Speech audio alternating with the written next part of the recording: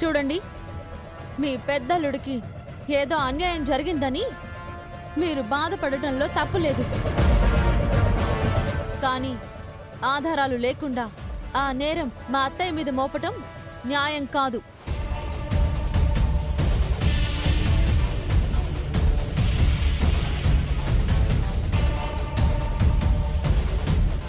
మీరు నిజాయితీ గల పోలీస్ ఆఫీసర్ అని నాకు తెలుసు, కానీ రూల్స్ పాటించాలి కదా. ఏ సెక్షన్ కింద అరెస్ట్ చేస్తారు? మా అత్తయ్య నేరం చేసిందా? సరైన సాక్ష్యాలు ఆధారాలు తీసుకురండి, వారెంట్తో రండి. అప్పుడు మీకు మా అత్తయ్యని అరెస్ట్ చేసే అధికారం ఉంటుంది. స్టేషన్లో రౌడీలు వాంగ్మూలం ఇచ్చారు. ఆవిడ్ని స్టేషన్కి తీసుకెళ్లి విచారిస్తే అన్ని నిజాలు బయటకు వస్తాయి. విచారించడానికి మా అత్తయ్య ఏమైనా వీధి రౌడీ అనుకున్నారా? లేదంటే అందరు క్రిమినల్స్ ను స్టేషన్ కి తీసుకువెళ్ళినట్టు మా అత్తయ్యని తీసుకెళ్లాలనుకుంటున్నారా? అది కాదు సీత. చూడండి అత్తయ్య గారు, నాకు తెలిసి మా అత్తయ్య అలాంటి వారు కాదు. మీరు దారి తప్పి వచ్చినట్టున్నారు. అనవసరంగా ఈ విషయంలో జోక్యం చేసుకోకు సీత. మా డ్యూటీకి అడ్డుపడద్దు. మీరే అనవసరంగా మా పరువు తీస్తున్నారు. మా అత్తయ్య ఆ నేరం చేసి ఉండదు. కావాలంటే ఆ రౌడీలను మళ్ళీ విచారించండి. అప్పుడు కూడా వాళ్ళు మా అత్తయ్య పేరు చెప్తే సరైన సాక్ష్యాలతో వారెంట్తో రండి. ఇప్పుడు మా అత్తయ్యని అరెస్ట్ చేయడం కాదు కదా, విచారించడానికి కూడా నేను ఒప్పుకోను. మీ ఇష్టానికి మీరు చేస్తానంటే కుదరదు.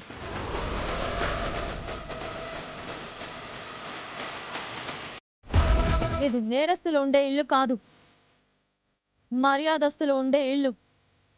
ఇంకా బయలుదేరండి.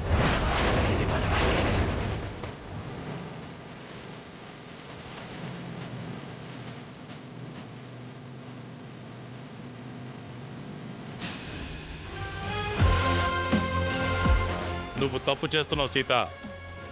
ఈ విషయం ఎప్పటికైనా తెలుసుకుంటావు. కోడలిగా నా ఇంటి పరుగుని కాపాడుకున్నాను. ఆ విషయం మీరు తెలుసుకోండి.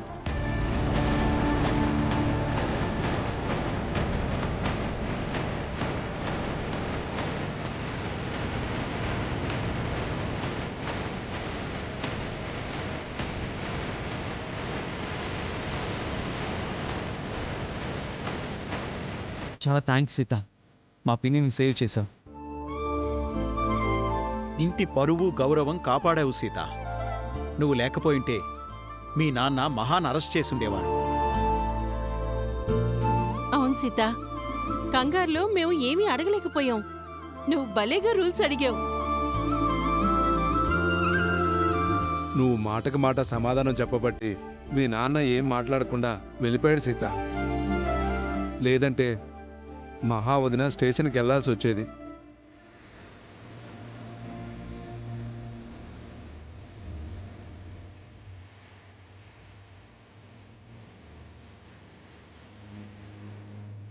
మీ అత్తయ్య డిస్టర్బ్ అయినట్టుంది.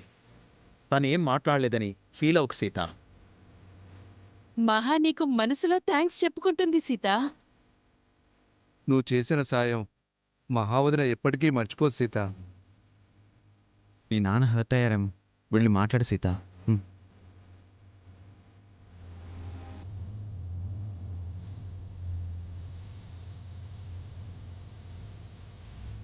నాన్నా,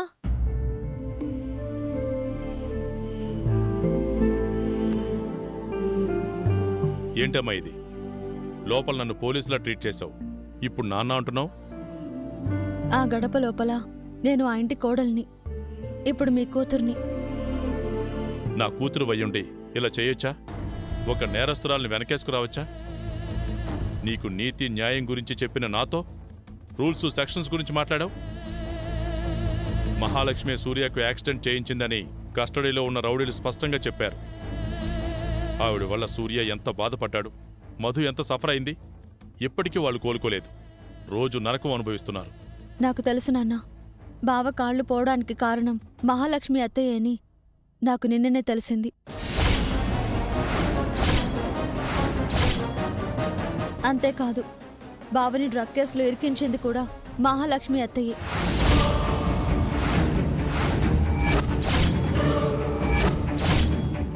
అక్కకు బావకు మధ్య గొడవలు పెట్టి వాళ్ళని విడదీసి నన్ను ఇంట్లో నుంచి పంపించేసి అక్కను ఇంటి కోడల్ని చేసుకోవాలని మహాలక్ష్మి అత్తయ్య అదంతా చేసింది. ఈ విషయం నేను ఆవిడ నోటి నుంచి విన్నాను. మరి నిజం తెలిసి కూడా ఆవిడ్ని అరెస్ట్ చేయకుండా ఎందుకు ఆపావు సీత? అలాంటి నేరస్తురాలను ఎందుకు క్షమించావు?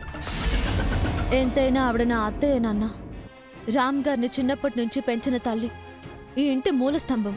కానీ ఆవిడ నిన్ను కూడా బాధపెట్టింది కదా, ఇప్పటికీ నిన్ను శత్రువులా చూస్తుంది కదా. చూడని నాన్న, నాకు అత్తయ్యకి మధ్య ఎన్ని గొడవలైనా ఉండని. అక్క విషయంలో బావ విషయంలో అత్తయ్య చేసింది తప్పు కాదనను. అత్తయ్య నేరస్తురాలే, దుర్మార్గురాలే, ఒప్పుకుంటాను. మరి దానికి శిక్ష పడాలి కదా సీత, తను జైల్లో ఉండాలి కదా. ఆవిడ అరెస్ట్ అయితే శిక్ష అనుభవించేది ఈ కుటుంబం నాన్న. మహాలక్ష్మి అత్తయ్య అరెస్ట్ అయితే అందరూ ఈ కుటుంబం గురించి తప్పుగా మాట్లాడుకుంటారు. ఈ ఇంటి పరువు గౌరవం మంట కలిసిపోతాయి. అలా జరగకుండా ఈ ఇంటి కోడలిగా నేను ఆపాలి కదా నాన్న. ఈ ఇంటి పరువు గౌరవం కాపాడాలి కదా. ఇకపై ఈ ఇంటికి నష్టం జరిగితే అది నాకు జరిగే నష్టం నాన్న. అత్తయ్య చేసిన తప్పుని సరిదిద్దాలి తప్పితే ఆవిడ్ని అరెస్ట్ చేయడం సమస్యకి పరిష్కారం కాదు. ఆవిడ్ని ఆపకపోతే ఇలాంటి నేరాలు ఘోరాలు ఇంకెన్నో చేస్తుంది సీత. అత్తయ్యని నేను ఆపుతాను నాన్న. ఆవిడ్ని నేను కట్టడి చేస్తాను. ఆవిడ వల్ల అక్కకు అన్యాయం జరిగిందని నువ్వు ఎమోషనల్గా ఫీల్ అవ్వచ్చు, కానీ నా కుటుంబం గురించి ఆలోచించు. నన్ను నమ్ము నాన్న. మా అత్తయ్య చేసిన తప్పును నేను సరిదిద్దుతాను. నీలాంటి గొప్ప మనసున్న కోడలు దొరకడం ఆ మహాలక్ష్మి అదృష్టం. నిన్ను చూసి ఆవిడ్ని వదిలేయాల్సి వస్తుంది. అంటే అత్తయ్యని ఇంకా అరెస్ట్ చేయరు కదా నాన్న? మళ్ళీ సాక్ష్యాలతో వారెంట్తో రారు కదా? నువ్వెంత చెప్పాక ఇంకేం అరెస్ట్ చేస్తాను? కాకపోతే సూర్య గురించి తలుచుకుంటేనే బాధగా ఉంది. తన కాలు ఆపరేషన్కి ఎంతో టైం లేదు. మధు చాలా బాధపడుతుంది. ఆ విషయం నాకు వదిలేనన్నా, నేను చూసుకుంటాను. ఈ సమస్యకు పరిష్కారం ఖచ్చితంగా దొరుకుతుంది. మీరు వెళ్ళండి. సరే సీత, మహాలక్ష్మితో కాస్త జాగ్రత్త. ఆవిడతో చాలా ప్రమాదం.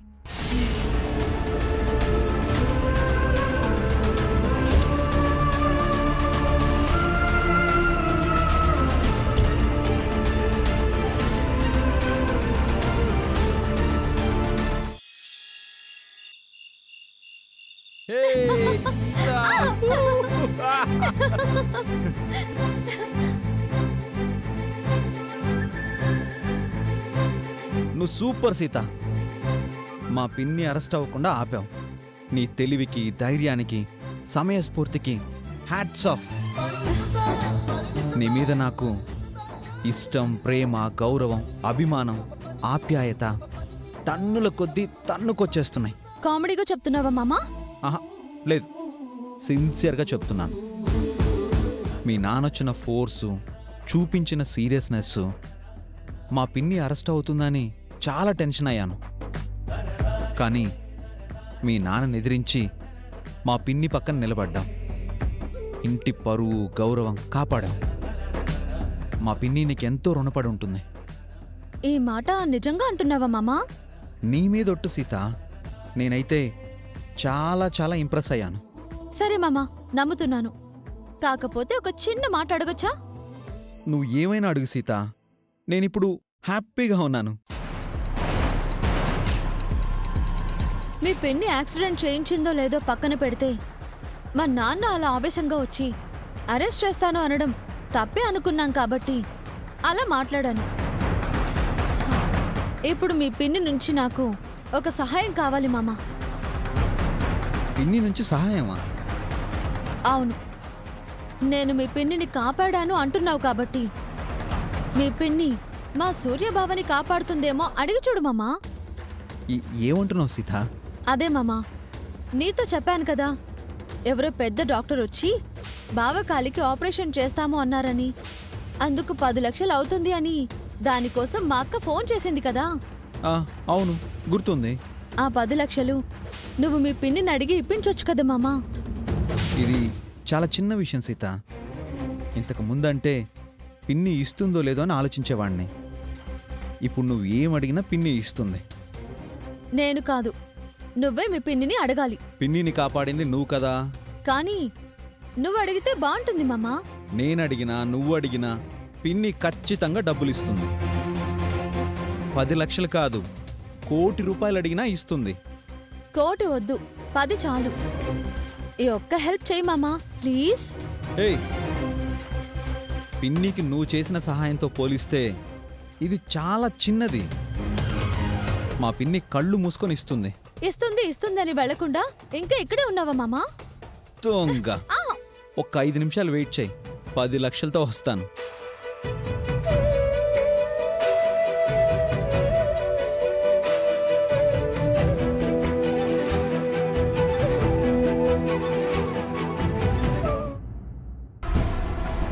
ఆ శివకృష్ణ నిన్ను ఎక్కడ అరెస్ట్ చేస్తాడేమోనని ఎంత కంగారు పడ్డానో తెలుసా మహా?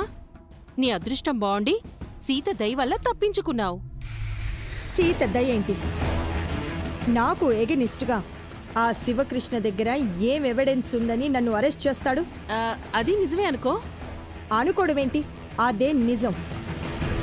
నేను ఎస్పీలకు కమిషనర్లకే భయపడను. ఆఫ్టర్ ఆల్ ఆ ఎస్ఐకి భయపడతానా? అవునవును, సీత పోలీస్ యూనిఫామ్ వేసుకొని వస్తేనే వణికిపోయావు. మళ్ళీ భయం లేదు అంటున్నావు. తాటాకు చప్పుళ్ళకి భయపడే కుందేలు కాదు ఈ మహాలక్ష్మి. సిబిఐ వాళ్ళు వచ్చినా నేను బెదరను. పిన్ని, నీతో కాస్త మాట్లాడాలి పిన్ని. దేని గురించి రా? ఆహా, అది ఈరోజు మీ అరెస్టు విషయంలో సీత చాలా హెల్ప్ చేసింది కదా. సీత హెల్ప్ చేయడం ఏంటి రామ్? అందరూ ఇదే మాట అంటున్నారు. నేను ఎలాంటి దండో నీకు తెలీదా? నేను నేరాలు చేసేదాన్నా? ఆ, లేదు పిన్ని. సరే, జరిగింది వదిలేద్దాం. మధుమిత హస్బెండ్ సూర్యకు సర్జరీ చేయాలంట. 10 లక్షలు అవుతుందన్నారు. నువ్వు ఆ డబ్బులు ఇస్తే సీత ఆనందపడుతుంది. ఆ సీత నిన్ను అడగమని పంపించిందా? ప్రతిదానికి నిన్నడ్డు పెట్టుకుంటుంది. నేను ఇవ్వను.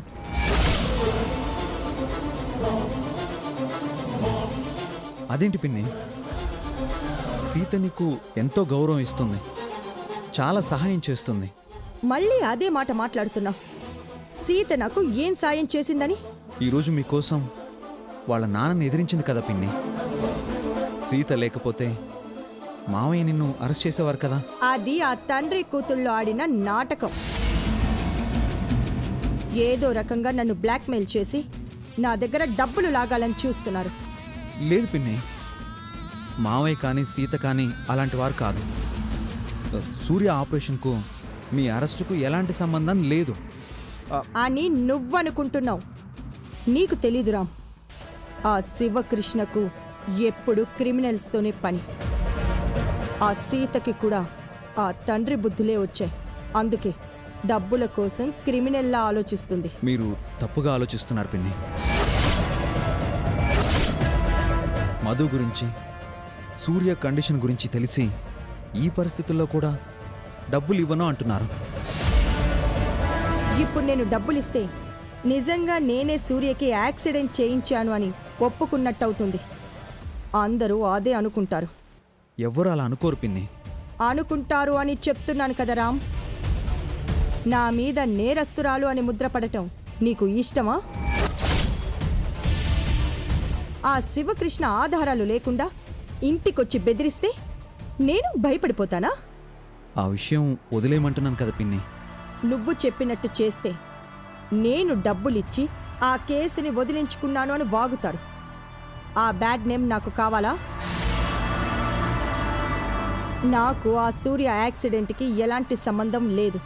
సంబంధం ఉందని ఎలా ప్రూవ్ చేసుకుంటారో చేసుకొని, అవసరమైతే న్యాయం కోసం కోర్టు మెట్లైనా ఎక్కుతాను, కానీ డబ్బులు మాత్రం ఇవ్వను. నువ్వు కూడా ఇవ్వొద్దు. నాకు తెలియకుండా ఇచ్చావో నా మీద ఒట్టే.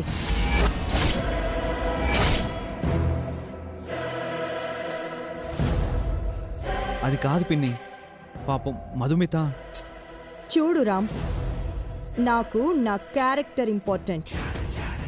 ఈ కేసులు, అరెస్టులు, డ్రామాలు లేకుండా మర్యాదగా నా దగ్గరకొచ్చి డబ్బులు అడుగుంటే ఇచ్చుండేదాన్ని. సూర్యకి యాక్సిడెంట్ అయిన రోజు ఎవరు అడగక ముందే ఇచ్చాను కదా. అలాంటి నా మీద అంత పెద్ద నింద వేస్తారా? వాళ్ళని అస్సలు క్షమించను. సీత మాటలు విని నువ్వు నన్ను బ్లేమ్ చెయ్యకు. వెళ్ళు.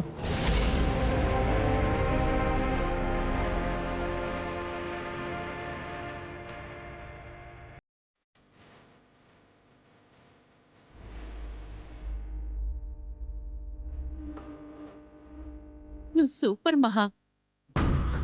నువ్వు చేసిన క్రైమ్ ని కూడా చెయ్యలేదు అని ఎంత కాన్ఫిడెంట్ గా చెప్పావు. సుప్రీంకోర్టు జడ్జి కూడా నువ్వు నేరం చేసావు అంటే నమ్మడు. సీతకు భలే జలకిచ్చావు మహా. వాళ్ళ నాన్న అధికారాన్ని అడ్డు పెట్టుకుని నిన్ను అరెస్ట్ చేయించి తనే ఆ అరెస్టుని ఆపించి ఆ వంకతో నీ దగ్గర డబ్బులు కొట్టేయాలనుకుంది. ఇలాగే ఇంతకుముందు నిన్ను నన్ను మోసం చేసి ఆ విద్యాదేవి దగ్గర 5 లక్షలు కొట్టేసి బొటిక్ పెట్టింది. ఇప్పుడు కూడా అలాగే చేసి వాళ్ళ బావకు ఆపరేషన్ చేయించాలని రామ్ ద్వారా రాయబారాన్ని పంపించింది. రామ్కి కూడా బాగా ముట్టికాయలు వేశావు మహా. ఆధారాలు లేకుండా నన్ను ఎవ్వరు ఏమీ చేయలేరు. హ, ఆ పీత బుర్ర సీతకే అంతుంటే నాకెంతుండాలి? వాళ్ళ నాన్న దగ్గర అధికారం ఉంటే నా దగ్గర డబ్బుంది. తొక్కి పడేస్తాను.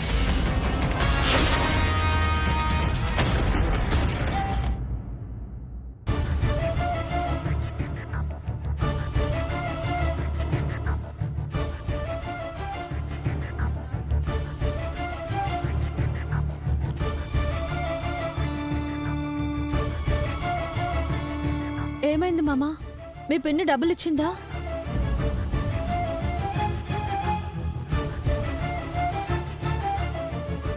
సారీ సీత, నా మీద నువ్వు పెట్టుకున్న నమ్మకాన్ని పొమ్ము చేశాను. మీ పిన్ని డబ్బులు ఇవ్వను అందా? ఎందుకో తెలీదు, నువ్వెంత మంచి చేసినా పిన్ని నిన్ను అర్థం చేసుకోవడం లేదు సీత. నిన్నింకా శత్రువులానే చూస్తుంది. నా గురించి ఏమంది మామా? నువ్వు మీ నాన్న కలిసి డబ్బుల కోసం అరెస్ట్ డ్రామా ఆడారంట. పిన్ని నిన్ను నమ్మట్లేదు సీత. ఇంకా ఏమంది మామా?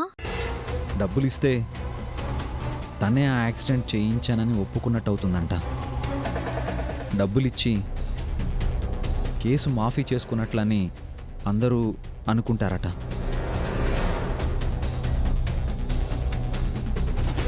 మా పిన్ని అలా ఆలోచిస్తుందని నేను ఎక్స్పెక్ట్ చేయలేదు సీత.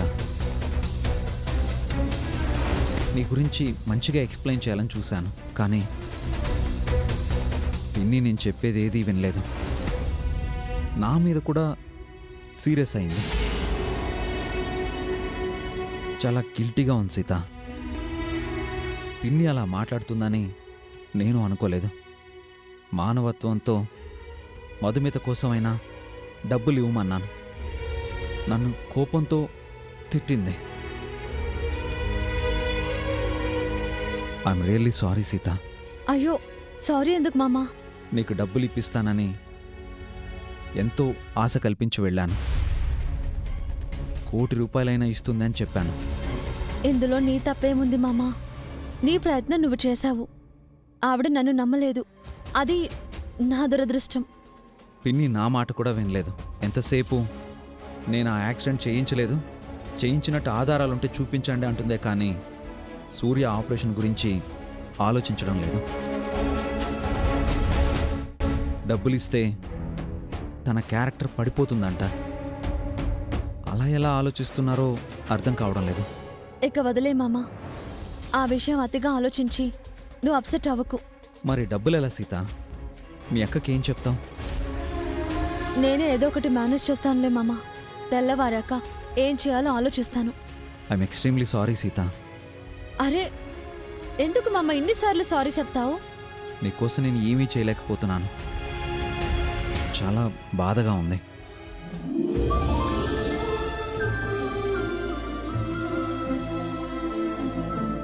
నా కోసం ఇంతలా ఆలోచిస్తున్నావు.